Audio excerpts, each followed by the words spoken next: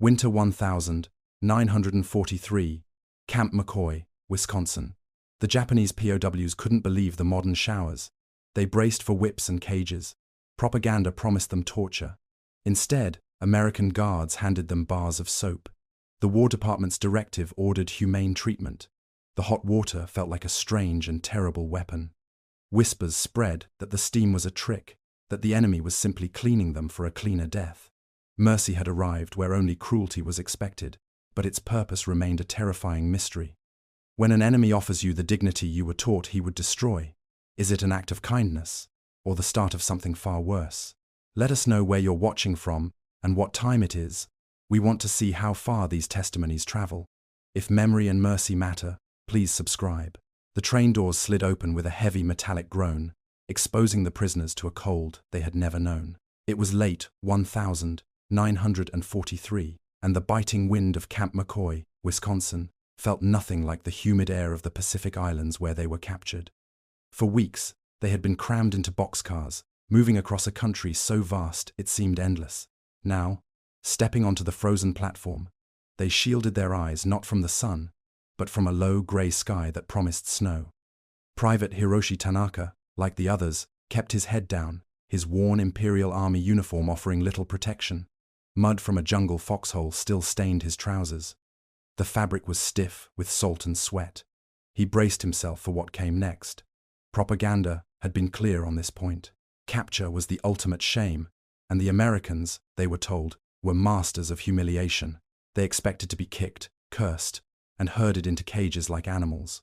Each man was a tangle of hunger, exhaustion, and a deep, gnawing fear. He tightened his jaw, preparing for the first blow. It was only a matter of when. Instead of whips, there were orders. The American guards were tall and stone-faced, their voices firm but without malice. They pointed not toward a barbed wire pen or a dark punishment block, but to a long, low building at the edge of the compound. Thin plumes of steam rose from vents along its roof, disappearing into the cold air. The prisoners shuffled forward, their minds racing. What was this place? A processing center? A delousing station before forced labor? They were marched in a column, their boots crunching on the gravel path. No one spoke. The silence was heavier than any shout. The men exchanged nervous glances, their shared terror a language that needed no words. Every step was filled with dread.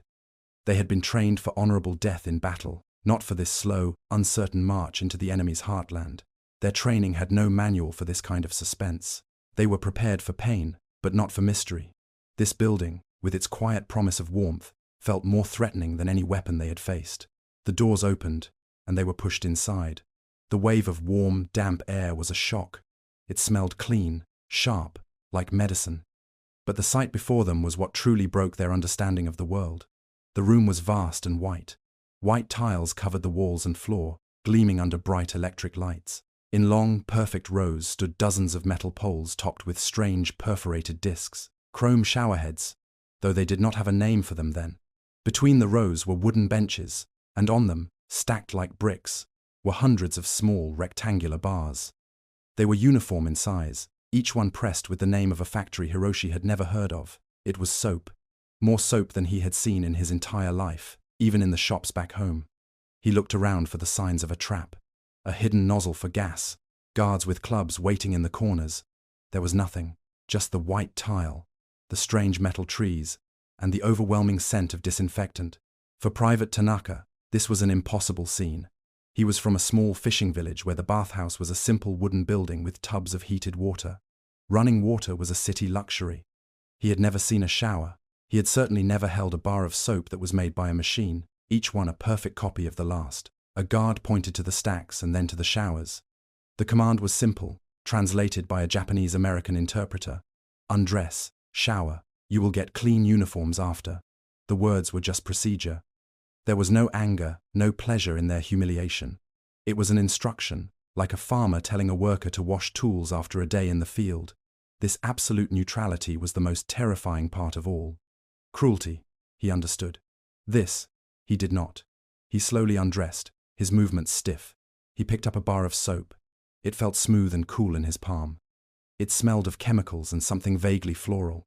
It was an object of peace in a place of war, and his mind could not make sense of it.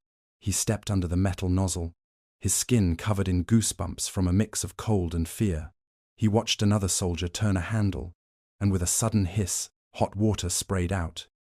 The man flinched, then stood still, letting the steaming jet hit his back. Hiroshi did the same. The water was scalding at first, a painful shock that made him gasp. But then, the heat sank into his tired muscles. It was a deep, penetrating warmth that seemed to melt away weeks of grime and fear.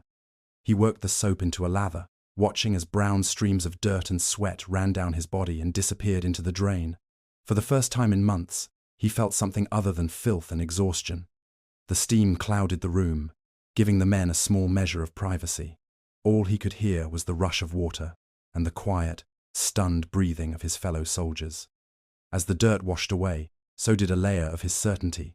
A single, dangerous thought surfaced in his mind, clear and sharp as a shard of glass. If they wanted to kill us, why wash us first? If they truly saw us as animals, why give us the dignity of being clean? Suddenly, he wasn't sure of anything. Maybe everything he had been told was a lie. That lie had been carefully built for years. Imperial Japanese propaganda was an inescapable force, drilled into every soldier from the first day of training. It taught that surrender was unthinkable, a stain on one's family for generations. If captured, a soldier could expect a fate worse than death. American troops were depicted as barbaric monsters who tortured their prisoners for information and sport. They were said to starve them, work them to death, and desecrate their bodies. Leaflets and radio broadcasts repeated these stories until they became truth. The only path of honor was to die for the emperor, either in battle or by one's own hand. But this propaganda was crashing against a reality made of soap and steel pipes. What the prisoners at Camp McCoy did not know was that their treatment was governed by a set of rules their own commanders had largely ignored. In 1941, the U.S. War Department had issued directives to ensure all prisoners of war were treated in accordance with the Geneva Convention. This wasn't a matter of kindness, it was a matter of law and military policy. Each prisoner was entitled to regular showers, clean bedding, adequate food, and medical care. Hygiene was considered a military necessity, a weapon against the diseases like dysentery and typhus that had crippled armies for centuries. By 1944, this system would grow to include over 50 main POW camps and 400 smaller branch camps across the United States. In these camps, thousands of German, Italian, and Japanese prisoners were being introduced to a standard of living that was, for some, better than what they had known at home. For many rural Americans of that era, indoor plumbing and hot running water were still a distant luxury. For the captured Japanese soldiers standing in the steam-filled showers of Wisconsin, it was something from another world. The initial shock of Camp McCoy's winter faded as the seasons turned, and the prisoners were moved deeper into the American interior. By the summer of 1944, many, including Private Tanaka, found themselves at Camp Kennedy in the flat, sun-baked plains of South Texas. Here, the biting cold was replaced by a suffocating heat, but one thing remained unchanged: the routine. Every third day, like clockwork, the Japanese prisoners of war were marched in double-file columns to the shower hall. The process had become a familiar ritual, a strange and predictable anchor in their dislocated lives. There was no more hesitation, only a quiet compliance. They knew the procedure now: undress, shower, and receive clean, deloused uniforms on the other side.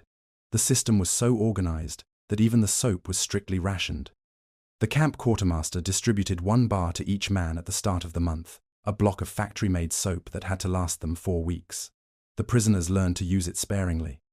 Among themselves, they spoke in hushed tones, the disbelief still simmering beneath the surface. One soldier, who had fought in the brutal jungles of Burma, whispered to his friend, "This is more soap than our whole platoon was given in 6 months." The small luxury felt more alien than any hardship they had endured. This unwavering routine was not a local commander's whim. It was the result of a massive, coordinated effort by the U.S. Army. The War Department had issued strict policies, demanding that the hygiene standards in prisoner of war camps be equal to those for American troops serving stateside. It was a matter of national honor and military pragmatism. Officers feared disease more than they feared the prisoners themselves. An outbreak of dysentery, typhus, or cholera in a crowded camp could spread with terrifying speed, threatening not only the captured soldiers but also the guards and the nearby civilian populations. So the orders were clear: Hot showers were to be made available at least once a week. Latrines were to be disinfected daily, and laundry services were to be run on a constant rotation. Incoming prisoners were immediately sprayed with delousing powder. In the eyes of the army, a bar of soap was as vital a piece of equipment as a rifle or a C-ration can. It was a weapon in the war against sickness, a war that made no distinction between friend and foe. Mercy and military necessity had become the same thing. The emotional impact of this policy was captured in small, forgotten records. A Nisei interpreter at a camp in Arkansas, tasked with translating orders and censoring mail, kept a small private diary. In the margin of one page, he scribbled a quick note after overseeing a new group of arrivals. "Several of them wept today," he wrote.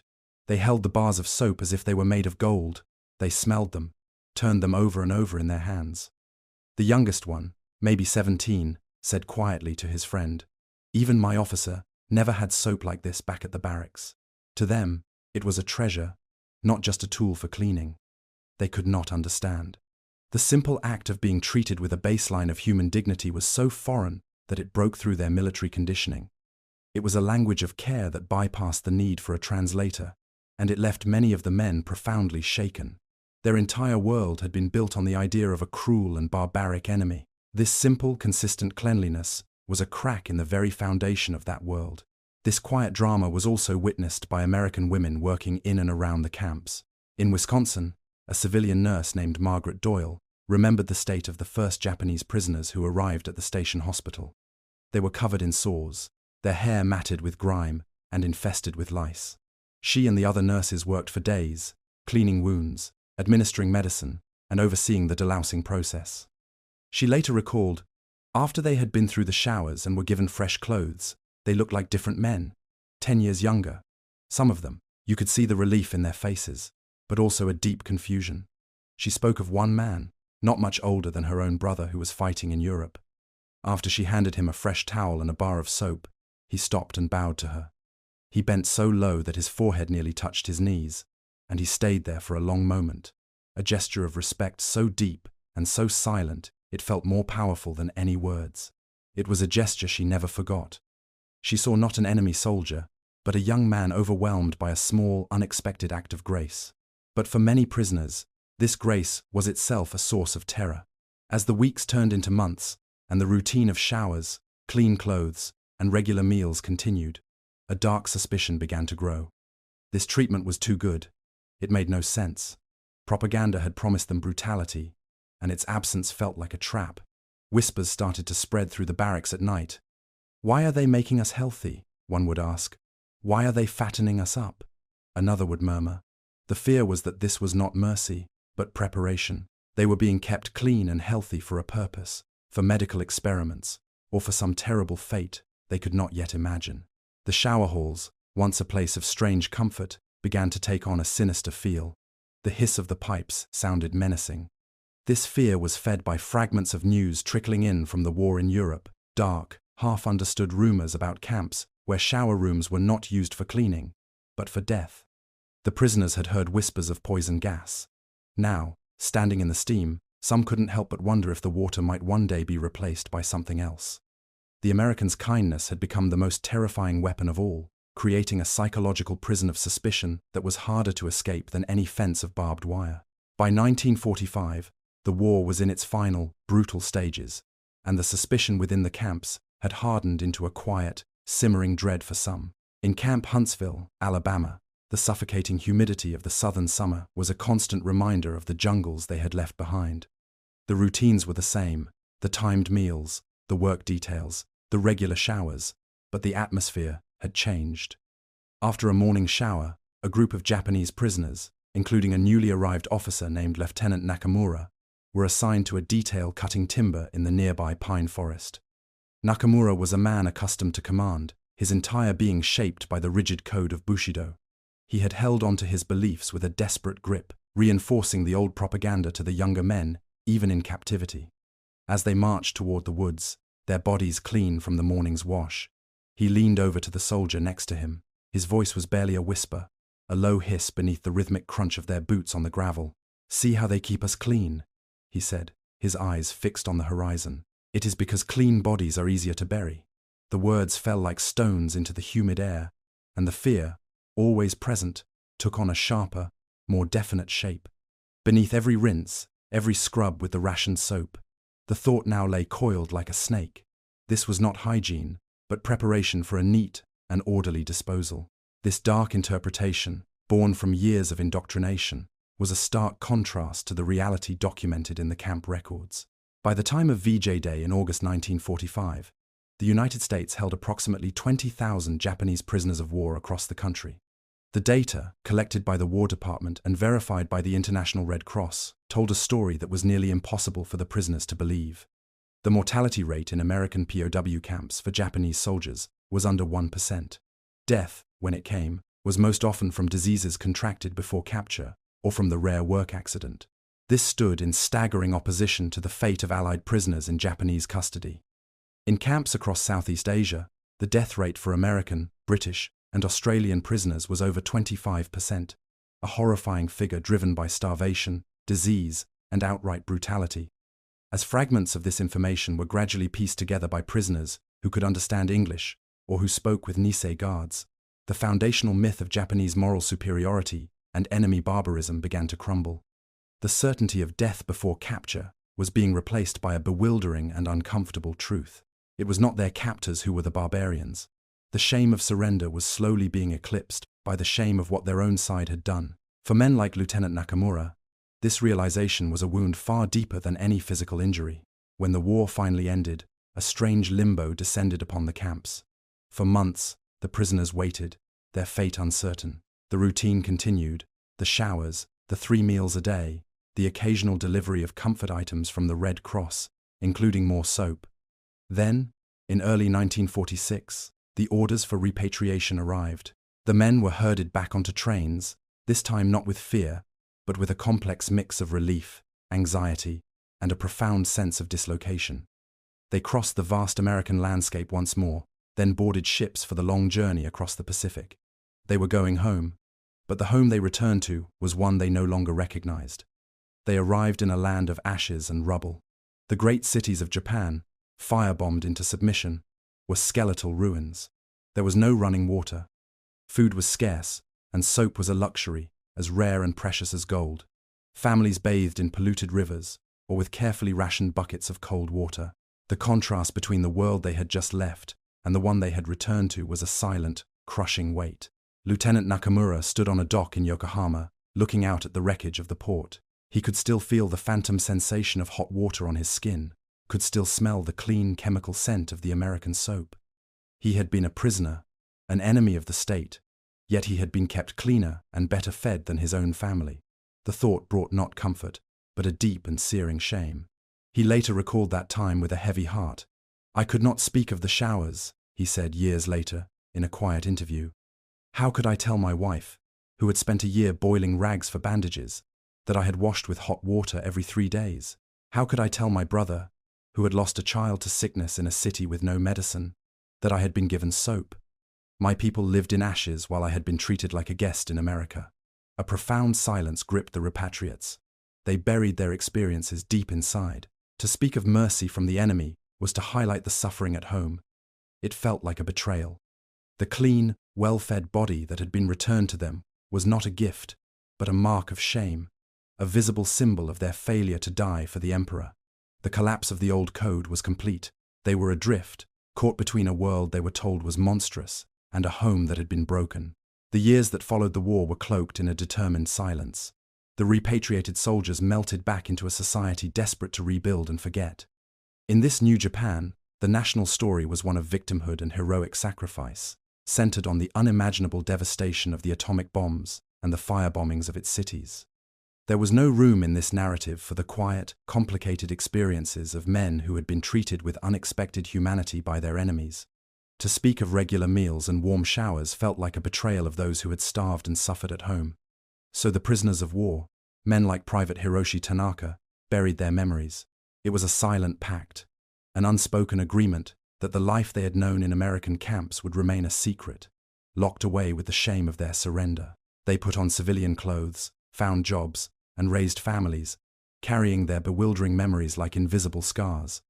Their silence was not just a personal choice, It was a national necessity, a way to mend the broken spirit of a defeated country.